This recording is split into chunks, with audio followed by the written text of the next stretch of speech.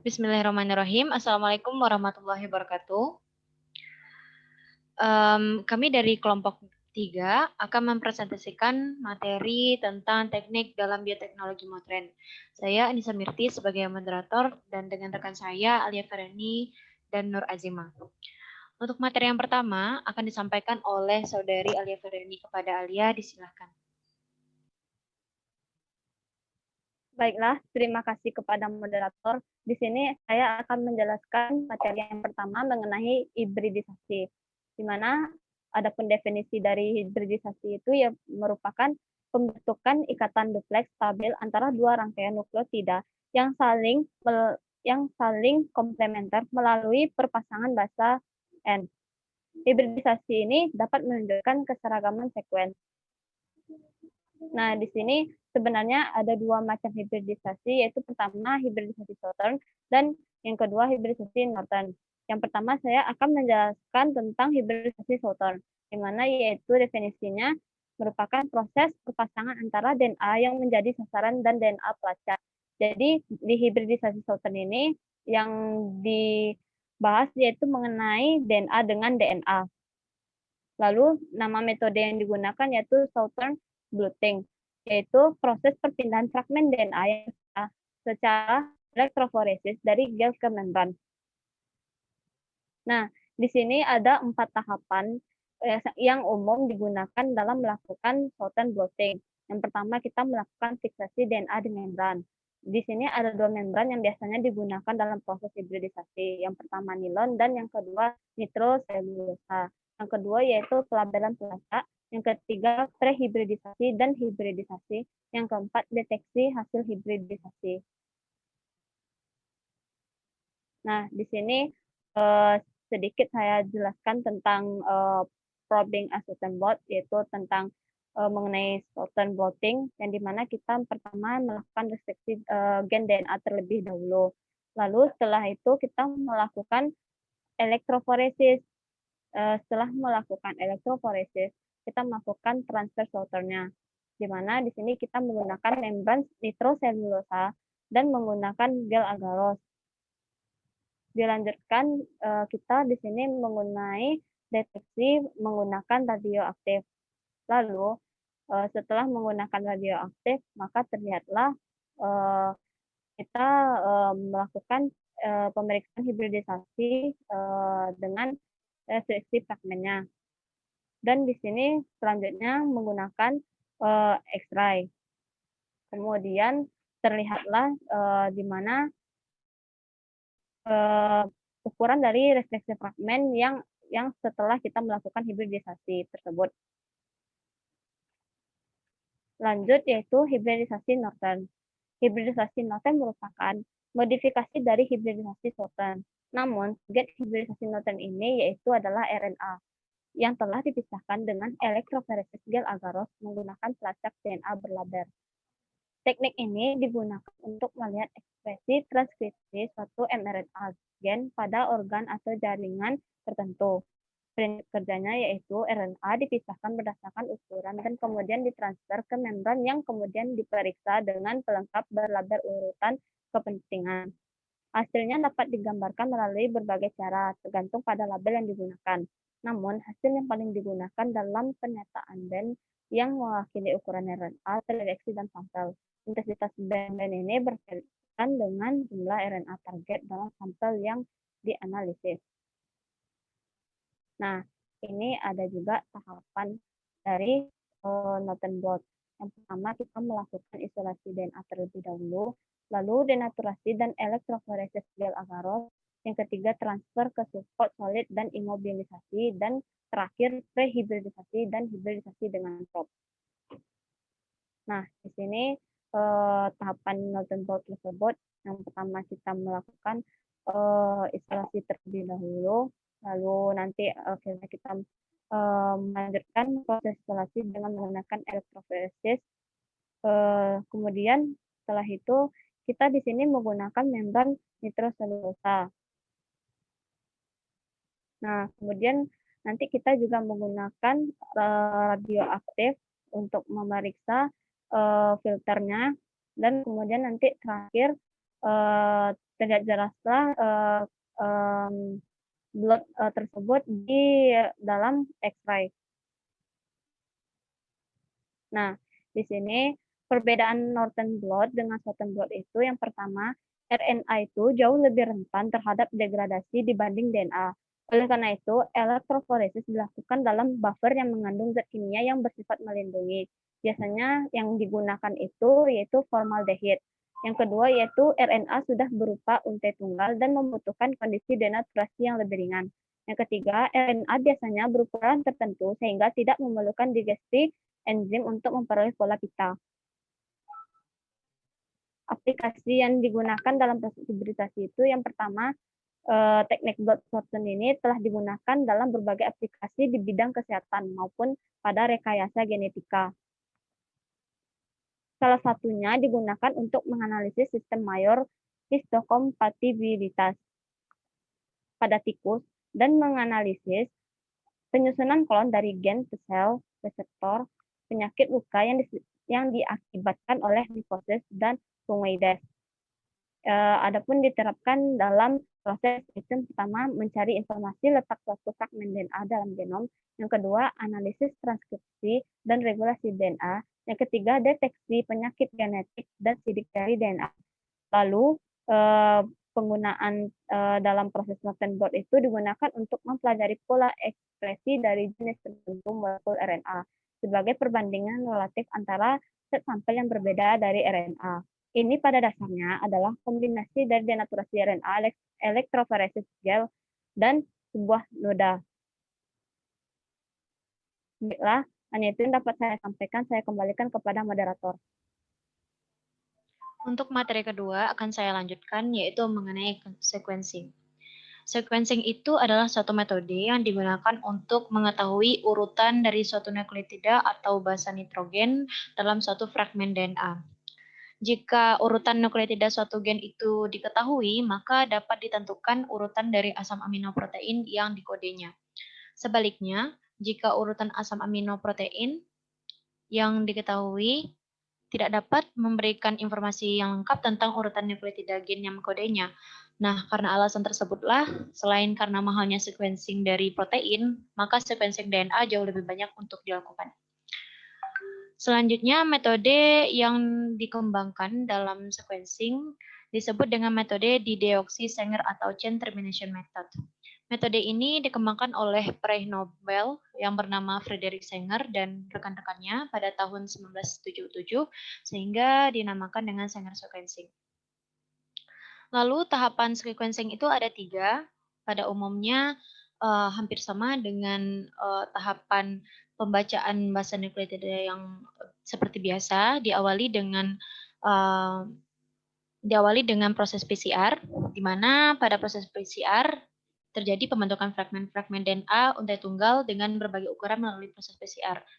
Perbedaannya, PCR dalam sequencing ini dilengkapi dengan DDNTP atau dideoxynukleotide trifosfat yang berfluoresen atau yang memiliki pewarna seperti itu.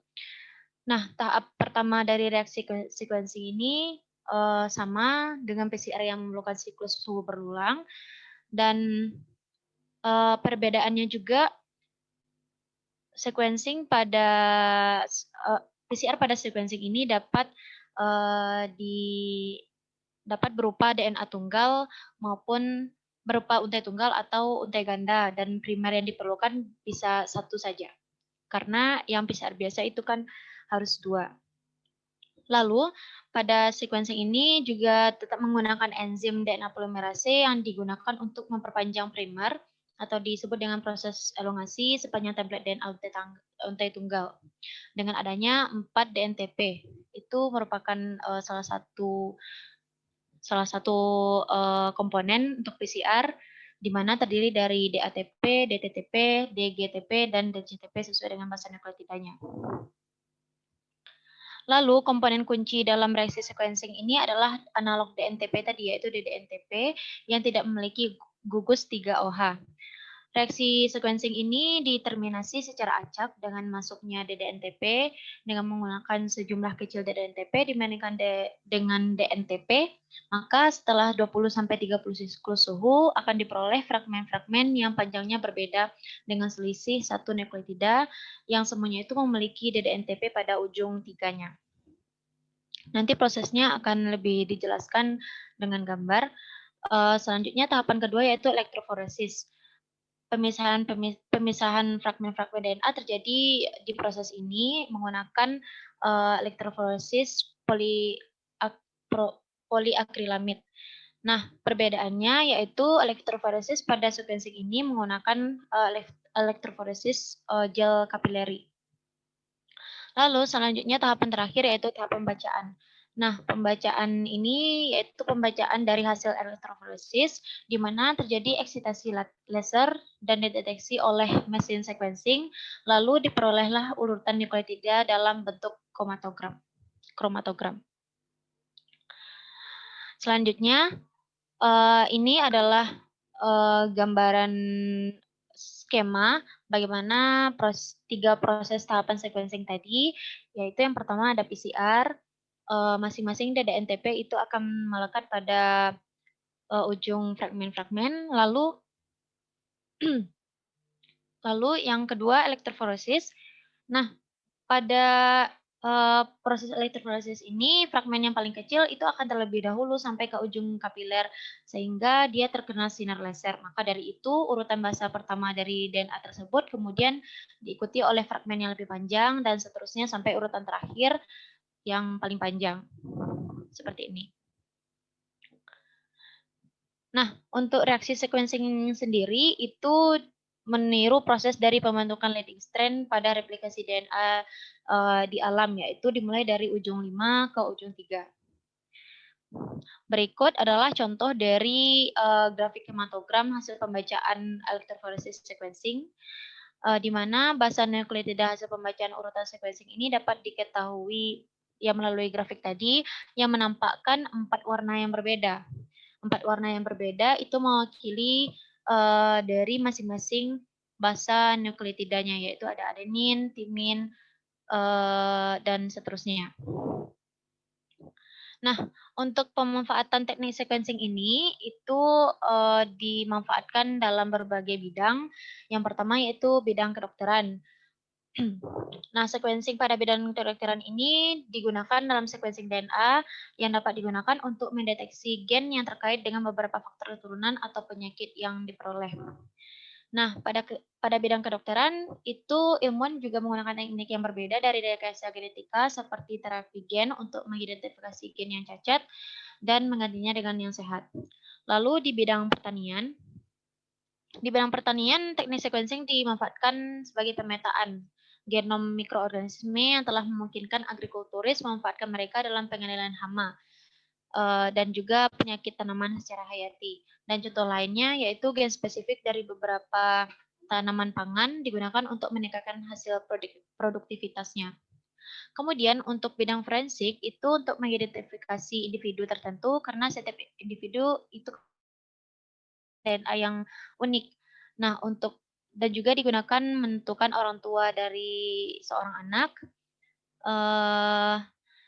Kemudian hal ini juga terutama digunakan untuk mengidentifikasi pelaku kriminal dengan mencari bukti yang tertinggal di TKP berupa sampel rambut, kuku, kulit, atau darah. Lalu di bidang forensik juga digunakan untuk mengidentifikasi spesies langka yang dilindungi, untuk mengetahui identitas dari korban bencana, dan lain-lain. Selanjutnya yaitu di bidang taksonomi, yaitu mengklasifikasikan makhluk hidup ke dalam kelompok tertentu yang pengelompokannya ini digunakan berbagai pendekatan. Baik, itu sekian materi dari saya. Selanjutnya akan dilanjutkan oleh Saudari Nur Azima kepada Saudari Zima, disilahkan. Baiklah, terima kasih moderator. Selanjutnya itu kita akan mempelajari tentang antibodi monoklonal, di mana pengertian dari antibodi itu dikenal sebagai imunoglobin. Protein besar berbentuk Y yang digunakan oleh sistem kekebalan tubuh untuk mengidentifikasi dan menetralisir zat asing seperti virus, bakteri, fungus, dan lain-lainnya yang seharusnya tidak ada di dalam tubuh. Di sini di samping terlihat bahwa terlihat antibodi itu berbentuk Y. Selanjutnya itu, antibodi monoklonal itu ditemukan oleh dua orang tokoh, yaitu Cesar Milstein dan George G.V. Kohler. Antibodi monoklonal adalah antibodi monospesifik yang hanya mengikat satu epitop saja.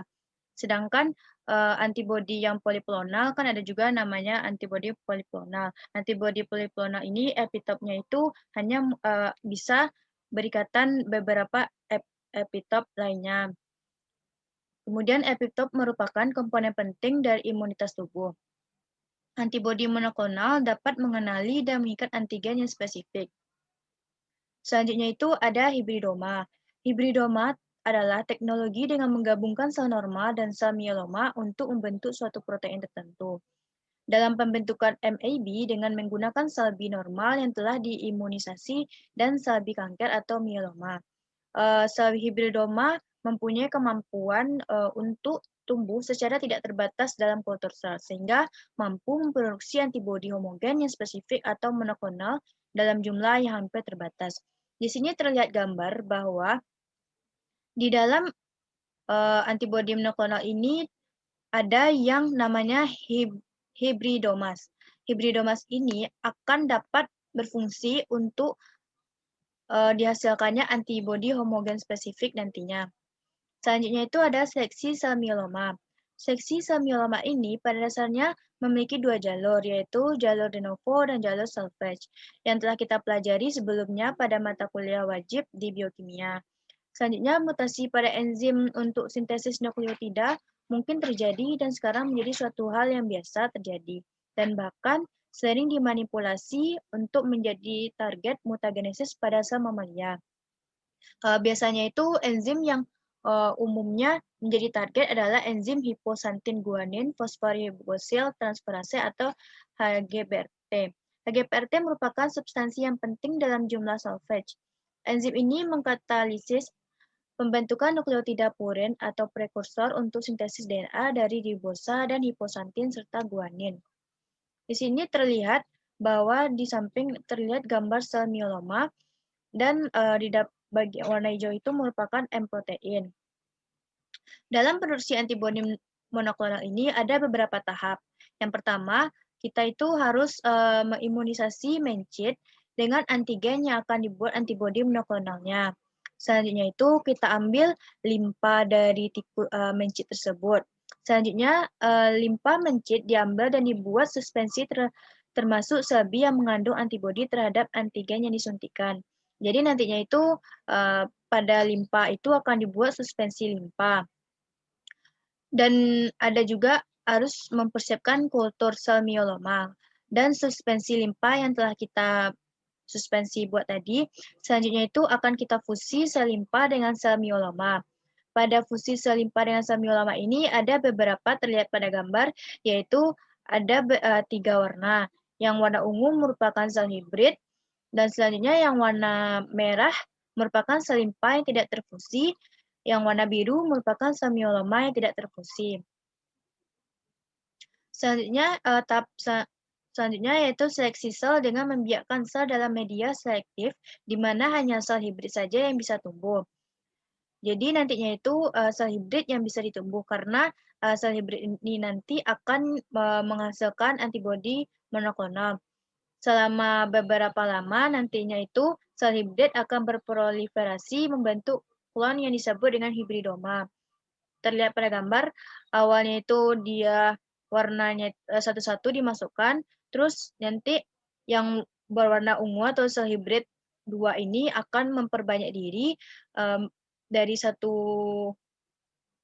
tempat itu menjadi banyak sel hibrid. Jadi nantinya itu seleksi sel hibridoma unggul untuk menghasilkan antibodi monoklonal. Sel hibridoma memproduksi antibodi monoklonal yang akan diinginkan.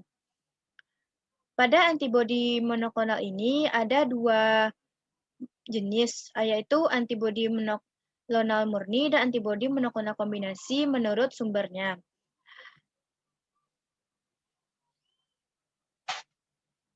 Di mana antibodi monoklonal murni adalah antibodi yang penggunaannya tanpa dikombinasikan dengan obat lain atau material radioaktif. Antibodi ini akan mengikat pada antigen spesifik yang dimiliki sel-sel kanker dengan berbagai cara. Contohnya trastuzumab, tusimab, dan alemtuzumab. Di sini di gambar terlihat bahwa nantinya itu antibodi monoklonal kan masuk, kemudian antibodi monoklonal itu akan mengattach atau menyerang sel kanker. Kemudian terdapatlah imun sel nantinya. Jadi mensinyal imun sel nanti dari antibodi monoklonal. Kemudian imun sel ini nantinya akan mengattach sel kanker nantinya atau menyerang sel kanker. Antibodi monoklonal murni selanjutnya itu ada antibodi monoklonal kombinasi. Jenis antibodi ini dikombinasikan dengan berbagai jenis obat, toksin, dan materi-materi radioaktif. Obat ini hanya berperan sebagai pengantar molekul obat langsung menuju sang kanker. Pada tahun 2002, FDA menyetujui radiolalep untuk terapi kanker, yakni ibritumumab, thiosetan, atau Zevalin. Obat ini digunakan untuk terapi kanker B limfosit. Di sini terlihat gambar bahwa adanya merek suatu obat atau Zevalin. Selanjutnya itu ada jenis antibodi monoklonal yang generasi baru. Antibodi monoklonal pertama yaitu antibodi monoklonal simerik. Pada eksperimen awal, terdapat reaksi alergi dari bagian asing antibodi eksperimental dari tikus yang disebut dengan HAMA atau Human Anti-Mouse Antibody yang membatasi kegunaan dan mencegah digunakannya lebih dari sekali. Pada pengembangan mengatasi masalah ini akan menghapus bagian antigen tersebut dari tikus dengan antibodi simerik. Pembuatan antibodi simerik yaitu dengan rekayasa genetika dengan mengubah rangkaian gen pembentuk susunan protein dalam mencit atau tikus. Penghasil antibodi dengan gen pada manusia dapat menghasilkan antibodi sekitar 65% sama dengan antibodi manusia. Di sini terlihat pada gambar antibodi jenis simerik. Di sini warna kuning merupakan antigen. Selanjutnya yang nomor 2 itu antibodi monoklonal humanized. Humanized antibody adalah antibodi dari spesies non-manusia yang sekuens proteinnya telah dimodifikasi untuk meningkatkan kesamaan pada varian antibodi yang dihasilkan secara alami pada manusia. Proses ini dapat dicapai dengan menggunakan DNA rekombinan. Segmen gen yang mampu memproduksi antibodi diisolasi dan dikloning ke dalam sel yang dapat tumbuh dalam sebuah tangki, sehingga protein antibodi yang dihasilkan dari DNA dari gen cloning dapat dipanen secara massal. Selanjutnya itu 3 yaitu antibodi monoklonal fully human. Antibodi ini merupakan antibodi yang paling ideal untuk menghindari terjadinya respon imun, karena protein antibodi yang disuntikkan ke dalam tubuh seluruhnya merupakan protein yang berasal dari manusia. Salah satu pendekatan yang dilakukan yaitu merancang pembentukan antibodi monoklonal dengan teknik rekayasa genetika untuk menciptakan mencit transgenik. Di sini terlihat ada perbedaan antara antibodi monoklonal mouse atau mencit, simerik, humanized, dan human. Dari mouse, simerik, dan humanized, antibodi ini merupakan termasuk hybridoma mouse. Kemudian yang simerik, humanized, human merupakan genetic engineering dan gen cloning free dan pencakupan CDR serta ekspresi dari eukariot. Sedangkan pada antibodi monoklonal human itu dari in vitro antibody library atau perpustakaan antibody in vitro, kemudian transgenik dari mencit, kemudian setelah itu hybridoma dari manusia itu sendiri. Selanjutnya itu ada masalah dalam pengobatan antibodi monoklonal. Dalam masalah pengobatan antibodi monoklonal itu dikarenakan eliminasi yang lambat dari antibodi monoklonal dari darah. Yang kedua, kemungkinan berikatan dengan jaringan lain yang menyebabkan kerusakan normal sel. Yang ketiga, penyakit kanker atau tumor ulangan dapat menyebabkan peningkatan dosis antibodi monoklonal. Di tabel terlihat bahwa ada sedian-sedian antibodi monoklonal dapat teman-teman baca, ada beberapa sediaan dengan tipenya, seperti infliximab, kegunaannya rheumatic arthritis, penyakit Crohn, tipenya yaitu simerik, ada limumab, kegunaannya itu rheumatoid arthritis, penyakit Crohn, tipenya human, basilasimab, transplantasi ginjal kegunaannya dan tipenya simerik, daslisumab merupakan untuk transplantasi ginjal, tipenya itu humanis juga. Omalizumab, gemtuzumab, kegunaannya sebagai asma dan leukemia mieloid, dan aleluzumab itu kegunaannya seperti untuk leukemia sel B, ini merupakan tipenya humanized. Kemudian ada rituximab, merupakan kegunaan untuk limfoma non-Hodgkin, tipenya seperti simerik, dan ada yang trastuzumab. Ini kegunaannya untuk kanker payudara, tipenya itu humanized. Nimozumab untuk karsinoma sel humanized, cetuximab karsinoma sel dan rektal itu simerik. Kemudian bevacizumab itu kegunaannya untuk anti-allogenik kanker dan tipenya itu humanized. Selanjutnya palivizumab infeksi RCV kegunaannya dan tipenya humanized. Dan terakhir yaitu apcizumab itu kegunaannya sebagai koagulasi dan tipenya simerik. Jadi antibodi monoklonal ini sangat penting dalam berbagai bidang. Baiklah, hanya itu yang bisa saya sampaikan. Saya kembalikan ke moderator.